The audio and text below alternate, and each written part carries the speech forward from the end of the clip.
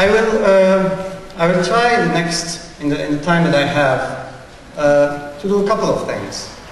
One is to look at the history of the confiscation of Armenian property during and after the Armenian genocide. And then second, I will look into the current situation, current political situation in Turkey, and how that process of confiscation factors into the current politics.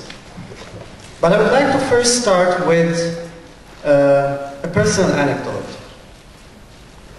A year ago, in 2010, in March, I visited Turkey and went to the city of Ani. This was a significant moment for me because since childhood, Ani had been the topic of our history lessons. Ani had been also, the city I had read about in novels, in books. And one novel in particular, a novel called Armenian Cause, Bring a Stone from Ani, had resonated with me specifically.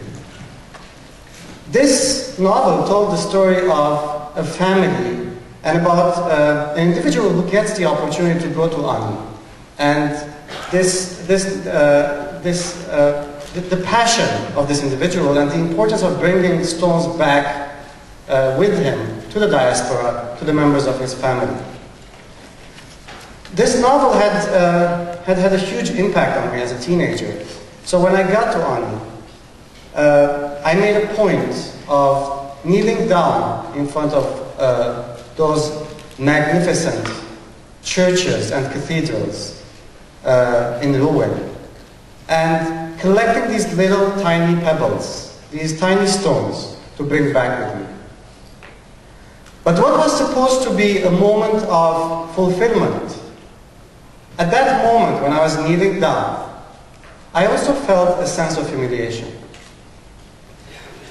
Here I was in the city of the glory of my ancestors, kneeling down and collecting pebbles, which were the only things I could have or I could take back with me. What I will try to do here in this presentation today is to argue that we can actually find greater meaning and more meaning beyond the pebbles and in preserving and regaining Armenian heritage and cultural heritage in Turkey. My first picture is not a good one to see right after lunch, but I think I was not, it really is indicative of the state of affairs today between Turkey and Armenia. This is a picture I took in Ani. When I saw it, I was so appalled. But then I realized that I have to take a picture because if I told people that I saw horse dung at the entrance of one of the churches in Ani, they might think I'm exaggerating. This picture is indicative of the state of affairs today between Turkey and Armenia. Ani, right on the border with Armenia, is in this shape today. And it speaks volumes about the Turkish government's position on this issue. I'm not even going to go into all the topic of the Armenian names, the word Armenian not even being mentioned in these tourist sites today. My next picture is again from Ani, from the Dikran Honens Church. Again, it demonstrates the level of destruction in the city. Let's move on to the next one. This is the Surp Aragelos Church in Gars. It is currently a mosque. Before that, it was used as a storage facility. So actually, being used as a mosque today is, it's an upgrade. Next, by the way, these are from several trips I made recently. I made a couple of trips. I just got back from one to Mush, Diyarbakir, and the surrounding regions, and then another trip I made 2 weeks before that. This is the Surp Galabet Church Bank in Mush. Some of you might know it as the Musho Sultan Surp Galabet. This is whatever is left of it. And This is the rest of it. It's a barn, as of 2 weeks ago. And if you ask what happened to the stones of the church, these pictures will give you an idea. These are homes built essentially on the church. There's a village sitting right on top of the church right now around Mush, near Mush. And these pictures are from the walls of some of the houses there.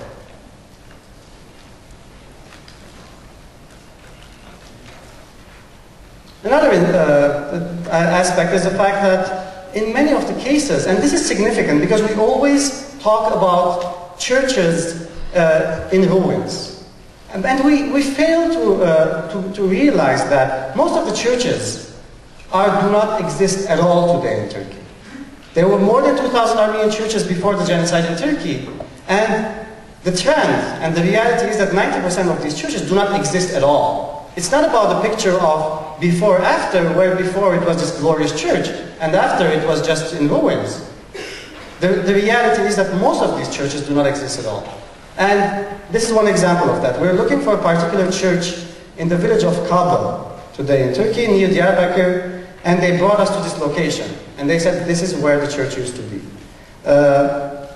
And it's as you can see, it's a house. We walked around it to find any signs of the church that used to be here. We couldn't find anything. The next photograph I'd like to show is the Tukhmanuk Khach Bank in Satiköy or Satiköy in Turkey. I recently wrote an article about this place, and one of my encounters here, I'll get into that later. I just want to show you, because the church again is salvaged because it was turned into a mosque, converted to a mosque, and this entire compound, as you can see, is where hundreds of Armenians used to gather on specific holidays, on the day of the exaltation of the cross and other holidays, and they used to sleep here, coming from Diyarbakir, Dikanaget, and the villages around, and they used to sleep here overnight, hold a mada here the next day, and of course Badarak. This is the vineyard. As you can see, behind is the church, what used to be the church and now a mosque. It's a huge facility. And then around it, you can see the walls that contained the vineyard of the church in the past, and now it doesn't have anything except some trees and some grasses. Now, some grass. Next is another picture of the same church. Again, from 2 weeks ago, and yet another picture of the interior. The interior has been entirely painted over, and you do not see a single Armenian reference or Christian reference in at all. Now, what happened to the Armenian property during the Armenian genocide? I'm going to start with a quote from a book that just came out in 2011. And it says, the young Turk political elite played the decisive role in the subjugation of the Ottoman Armenian economy to an ideologically legitimized process of mass pillage. Local elites collaborated in this endeavor by assisting the militias that came to deport and murder Armenian shopkeepers, manufacturers, craftsmen, peasants. Moreover, ordinary Turks, such as direct neighbors, bazaar merchants, or refugees from the Balkans, profited from the confiscation policy in different ways. Altogether, these classes and groups contributed to the economic destruction of the Ottoman Armenians and the construction of a Turkish national economy. This is not as bad as you think. It is actually worse than you think. The moment you start looking at the details of this entire process of confiscation and destruction of Armenian property in the Ottoman Empire, you really, it's horribly, it's organized in terrible detail, to the last detail, and it is, as much as possible in the context of war, it is implemented with precision, with equal amount of precision. Now, I will cite a couple of quotes before talking about the actual process. This is from another recent publication by Christian Gerlach. He says, the Armenian assets were equivalent to 2.5 peacetime state budgets of the Ottoman Empire, or more than all foreign investments in the Ottoman Empire. This will give you an idea. It's like 2.5 peacetime state budgets of the Ottoman Empire was the Armenian assets that were stolen. This is another quote following that from a report by former British Prime Minister and Herbert Asquith. He says the sum of 5 million Turkish gold pounds, representing about 30,000 kilograms of gold, was deposited by the Turkish government at the Reich Bank in Berlin in 1916 and taken over by the Allies after the armistice. This was in large part, perhaps wholly, Armenian money. This is another very symbolic and powerful image, because it shows as this is the Armenian church in Trabzon, which served, not only, you witness the destruction of the church, but it also served as a depot for the confiscated Armenian property.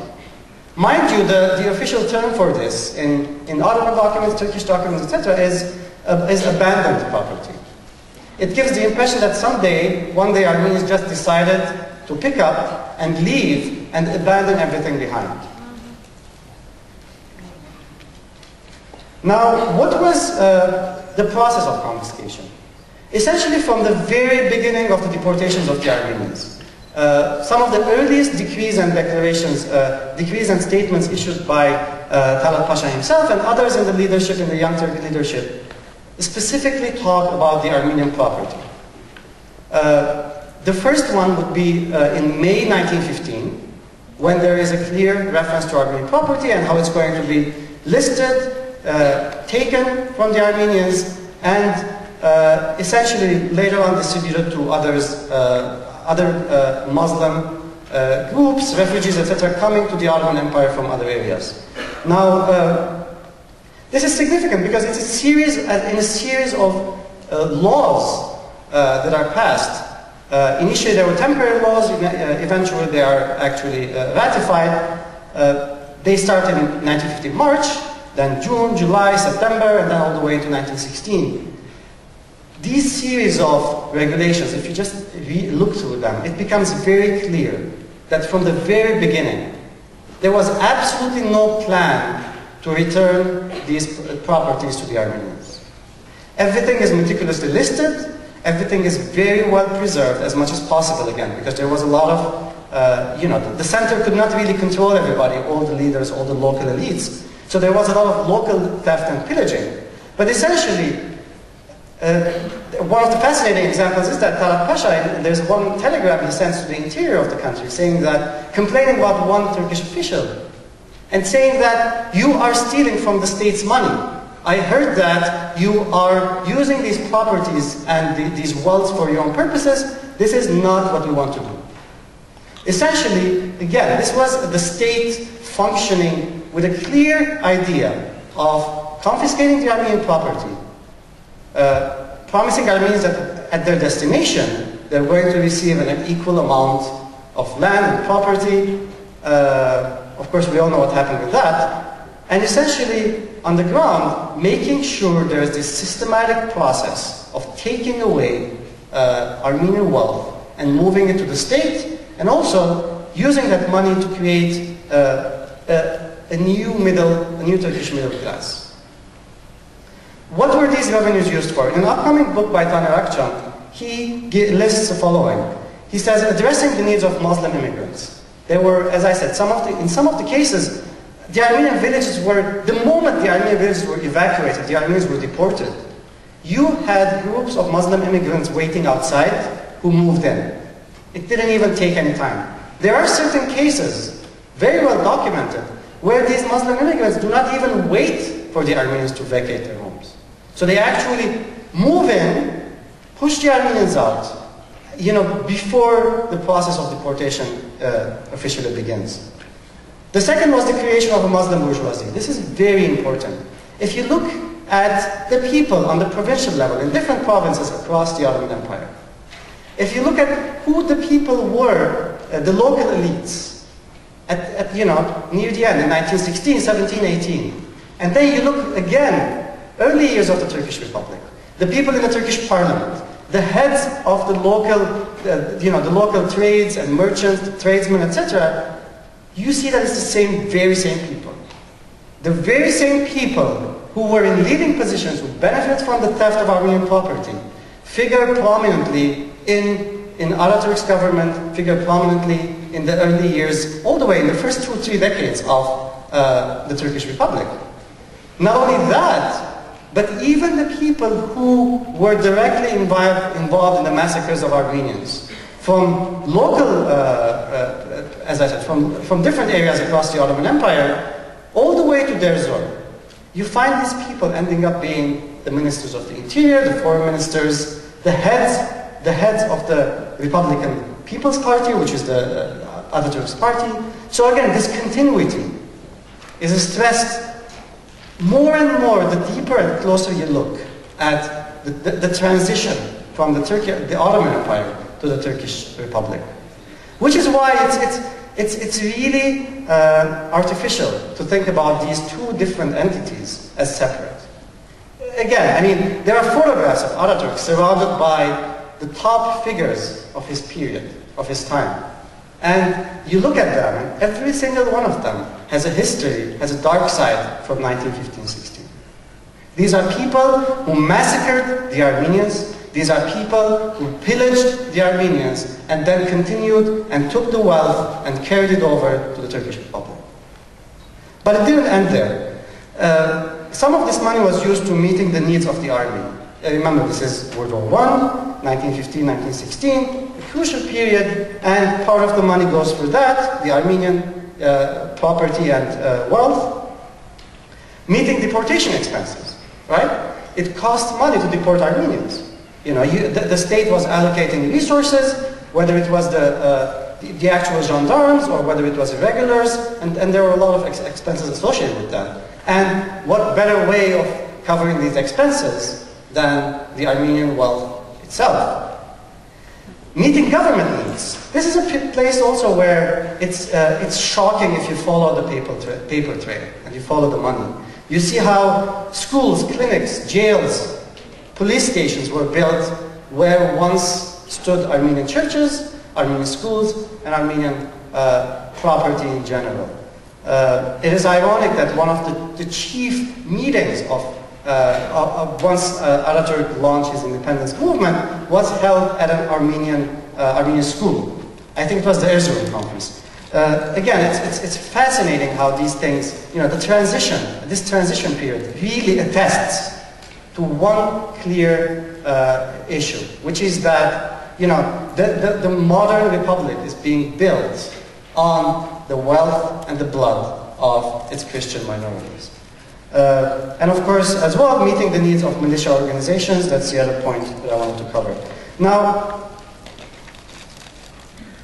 from the field out there, during the deportation, many actually documented what was going on, whether it be the survivors themselves or diplomats, officials, and missionaries. This is a quote from Henry Riggs, the missionary in Harput. He says, "You could not look out of the window without seeing someone walking down the street, carrying some sort of a load of booty, bought or stolen from Armenian houses."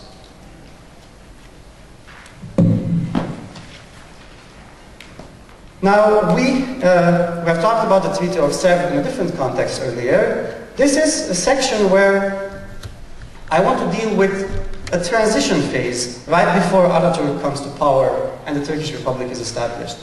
In 1918, once the Ottoman Empire loses the war and the Allies, the British, the French, etc. come to the region, there is an attempt in Istanbul and elsewhere to return the stolen properties to the heirs and the survivors of the Armenian genocide. The Sèvres Treaty itself, this is from Article 144, it says, "The Turkish government recognizes the injustice of the law of 1915 relating to abandoned properties," again, this is the euphemism for it, "and all of the supplementary provisions thereof, and declares them to be null and void in the past as in the future." And it continues, "The Turkish government recognizes that any immovable or movable property of the said Turkish subjects or of communities to which they belong, which can be recovered, must be restored to them as soon as possible in whatever hands it may be found. So this is the bigger picture of the confiscation of Armenian property in the Ottoman Empire. Now I'm going to zoom in the remaining time and talk about the Armenian Church and the destruction of the Armenian Church in this period. Let's start by a very important comment here. The destruction and the pillaging of Armenian churches did not begin during the Armenian Genocide. Johannes Lepsius, talking about the 1895-96 massacres, he says 645 churches and monasteries were damaged or destroyed, and 328 churches were converted to mosques in 1895-96 alone. This is before the Armenian Genocide. This is more than a decade before the Armenian Genocide. And imagine, these numbers do not even factor into the addition of the later statistics. The following quote is from Ambassador Morgenthau himself about the situation of the Armenian Church during the Armenian Genocide. He says, "Nothing was sacred to the Turkish gendarmes. Under the plea of searching for hidden arms, they ransacked churches, treated the altars and sacred utensils with the utmost indignity, and even held mock ceremonies in imitation of the Christian sacraments. They would beat the priest into insensibility under the pretense that they were the centers of sedition. When they could discover no weapons in the churches, they would sometimes arm the bishops and priests with guns, pistols and swords, then try them before courts-martial for possessing weapons against the law, and march them in this condition through the streets, merely to arouse the fanatical wrath of the mobs." These are some figures from Mahakia Ormanian's important book, The Church of Armenia. It shows you how many churches there were under the jurisdiction of the Patriarchate of Constantinople, the Catholicosate of Echmiadzin, Catholicosate of Cilicia, and the two patriarchates in the Patriarchate in Jerusalem and the Catholicosate in Akhtamar. There was a Catholicosate in Akhtamar, which was, by the end of the 1890s, it was in a very bad situation. And the Turkish government, the Ottoman government, made a point of making sure that Catholicosate does not, rejuvenate. So if you look at the figures before World War I, 1634 under the Patriarchate of Constantinople, we have 38 today. Echmiadzin, 1650. Echmiadzin is a difficult figure here because, some of these churches, the border, because of the Russian-Turkish wars, was constantly moving. So again, it's difficult to look at this figure, without really going into the details. The Catholicos of Cilicia had 214. In 1954, it had 40, but obviously these 40 were all outside what was before the Ottoman Empire of the Turkish Republic. The Catholicos of Akhtamar is another tragedy, 272 churches. And then 0 churches. Total within the Ottoman Empire, according to this specific statistics, 2,138 Armenian churches. How many of these churches are standing today? Only a handful. A few dozen of them are still functional today as churches belonging to the Armenian Patriarchate. A couple, Akhtamar is a good example, have been converted to museums. The rest have either been converted to mosques or have been, as I said, the majority of these churches, 90%, more than 90% of them, do not exist on the face of the earth. Now, this also brings up a number of issues. A number of issues that have to do with Turkey today. I talked first about this connection between the past and the present, between the Ottoman Empire and the Turkish Republic. But the connection does not end with the early decades of the establishment of the Turkish Republic in the 1920s. The connection continues to this day because if you live in Turkey or if you visit Turkey, you are faced with a choice. One choice would be to completely neglect and ignore these structures and these properties that are glaringly staring at you in every village, in every town that you go. To ignore their presence and forget about them. The alternative is to really confront these structures. and to ask those questions, right? Who lived here, to whom these churches and these structures belong, and what happened in these lands. And I would argue that the Turkish citizen living in Turkey today, whether Turkish or Kurdish or Armenian or anyone for that matter, is confronted with this question every single day. In some cases more so than in others. And people have adapted themselves to some kind of answer. Most obviously pass by these structures, these buildings, these ruins without giving much thought about it. They have decided to block it out of their consciousness. And this translates into, on the larger scale, on the collective scale, a collective amnesia about these things. On the other hand, though, it's very difficult to really ignore these structures and the legacy of the Armenian and Christian population in the Ottoman Empire. One glaring example, of course, it couldn't get any symbolic than that, is the Chankaya Palace, is the presidential palace. This palace sits on Armenian-owned property.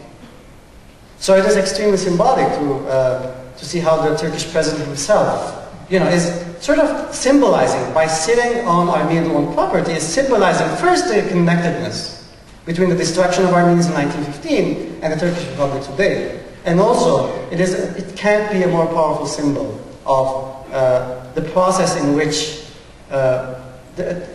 Turkey was enriched and its Christian and Armenian, Syrian, Greek, etc. population was decimated, destroyed. Now, I would like to go even further and make the argument that even today, when it comes to education, some of the most prominent universities in Turkey today are funded, are built by families who benefited from the Armenian Genocide Directive. Some of these universities are actually considered some of the more progressive ones, right? Some of the more open universities. But again, if you follow the money, if you follow the trail, these are all families that have directly benefited from the Armenian genocide. And when I say benefited, I don't mean stealing from a couple of Armenians who were running away. This is about massive theft of Armenian factories, silk factories, etc., the massive pillaging of Armenian property across the provinces populated by Armenians.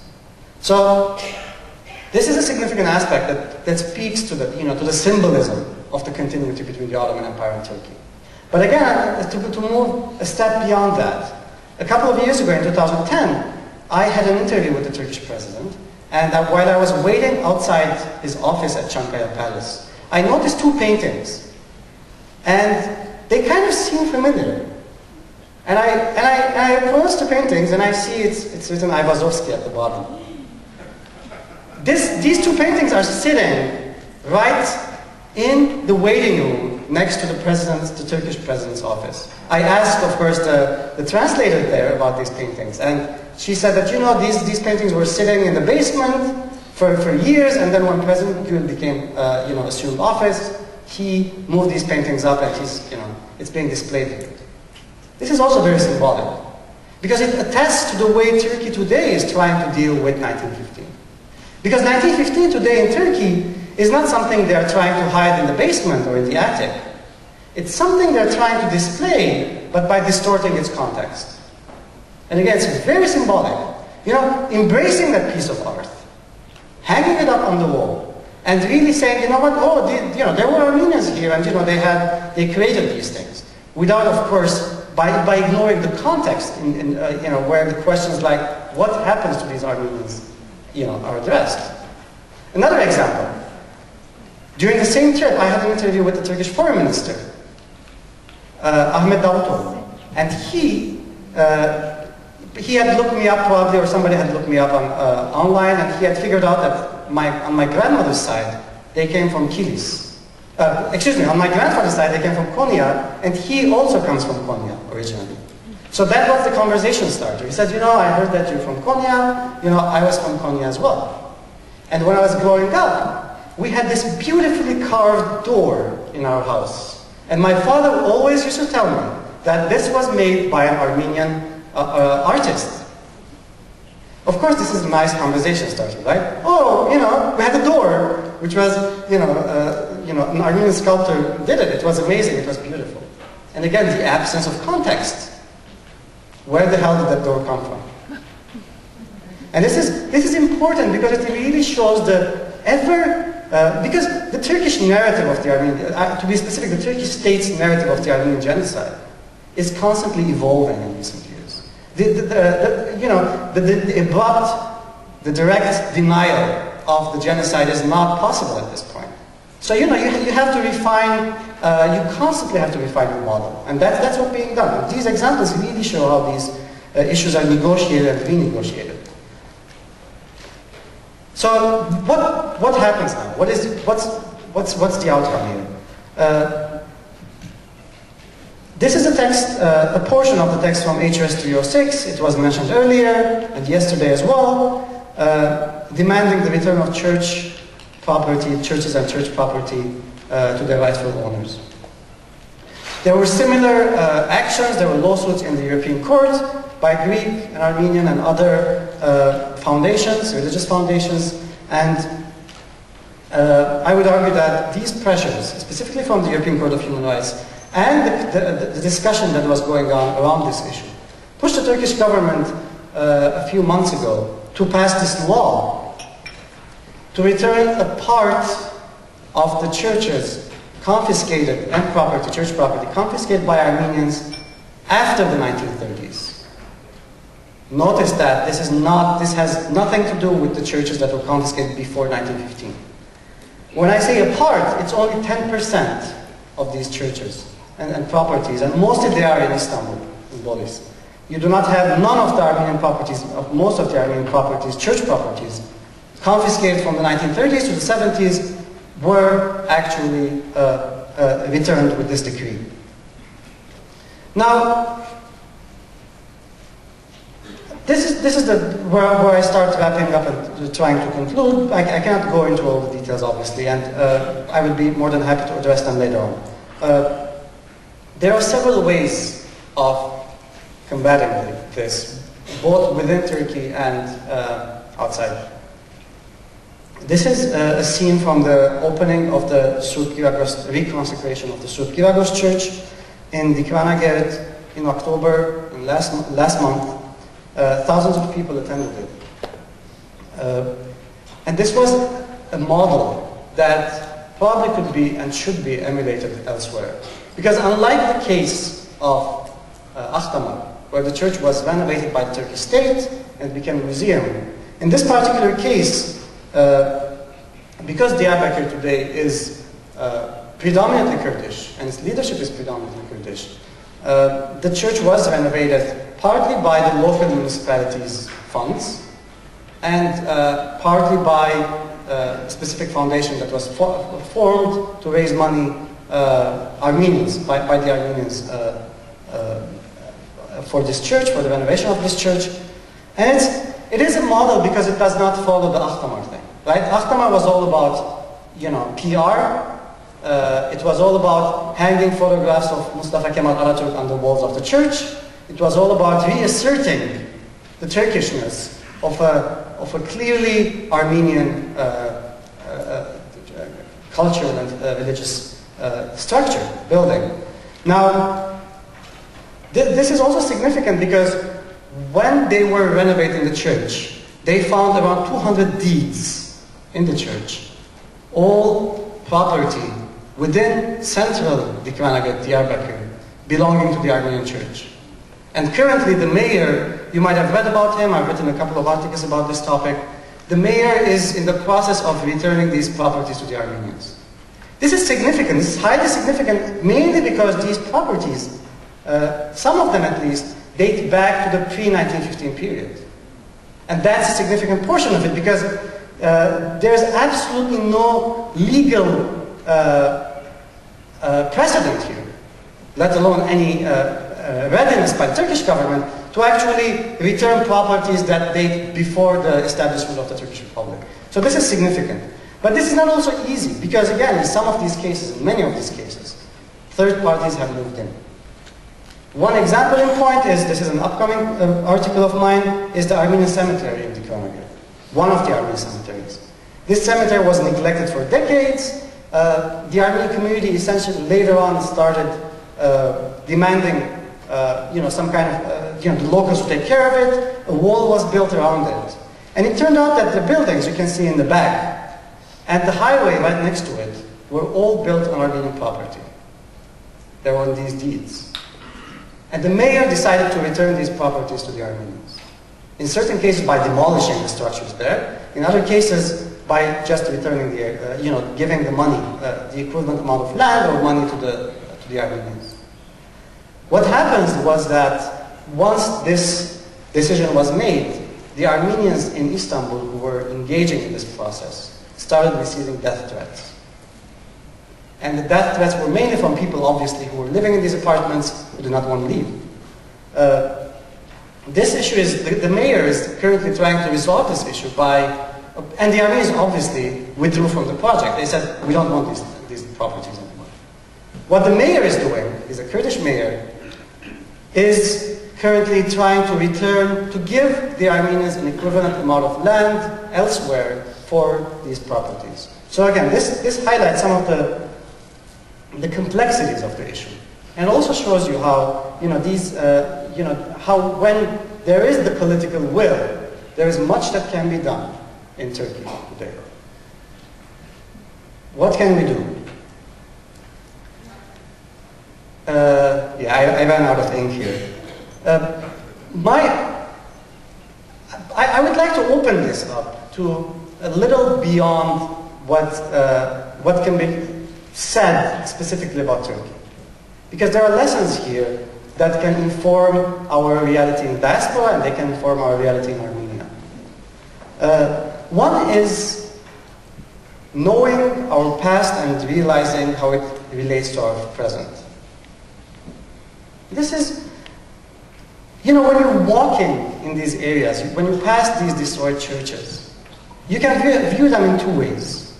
You can look at this as a Turkish problem, a problem of the Turkish state, of the Armenian genocide, and the responsibility of Turks.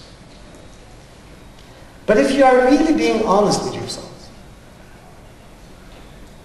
you can really see how we, in Armenia today, ignore our own cultural and religious structures in many ways that are similar to what's happening in Turkey today. There are many Armenian churches and other historic heritage that is being neglected, and recently there's been several discussions, controversies about this involving the Armenian church. But again, this is an important issue, right?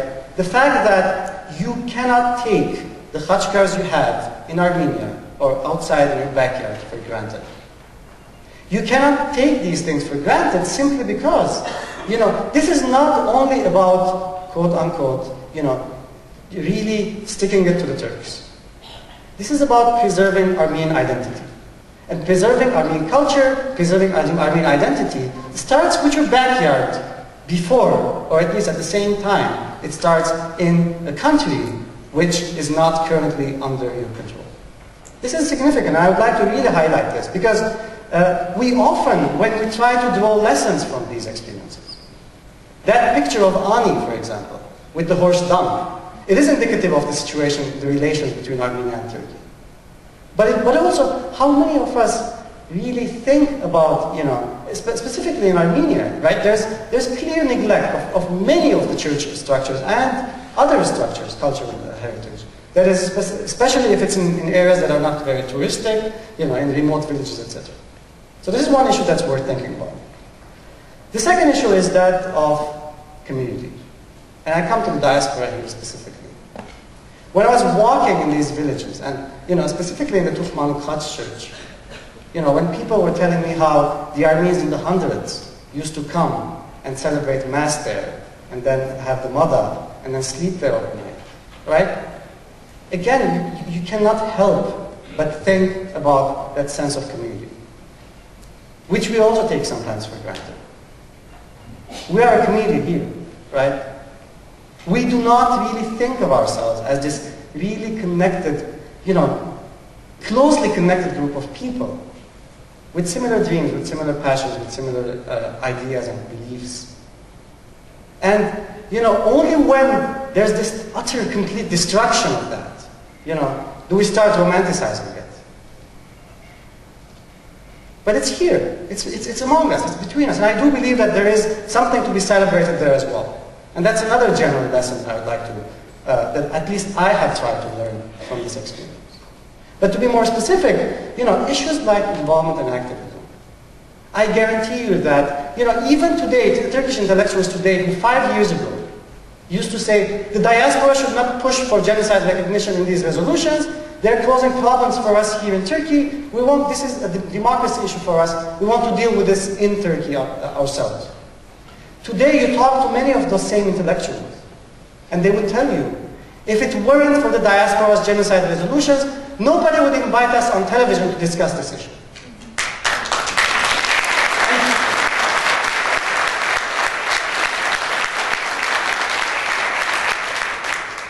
And this is significant. And there are very good examples of this. I'm going to mention the genocide resolution that passed in Sweden. It was an effort chiefly by non-Armenians, by Syrians. But if you really followed closely the reporting of that, and how Turkey went berserk over it, it was all about the Armenian genocide. Why? Because that is where there is activism, that is where there is involvement internationally, and that is where Turkey fears to hurt. So have no doubts about this. But the other dimension is the dimension from within Turkey. And I know Ayşe is going to be dealing with this, talking about this, but I'd like to conclude with a story to illustrate that. I want to take you back to Tukhmanu. This is, as I said, in the village of Satikyu. It was an entirely Armenian village before the genocide. And I had the distinct honor to meet the son of the one Armenian genocide survivor from that village who was actually living in that village. The son was an orphan. The father of this man you're going to see right now was an orphan. He was taken in by the locals, of course converted to Islam. He was a kid. And he grew up. And he told his son the stories, all the stories that I just told you about the Mada, about where the Armenians used to go, about what used to happen in that village on days of Christian celebration and ceremony. I recently wrote an article about it, and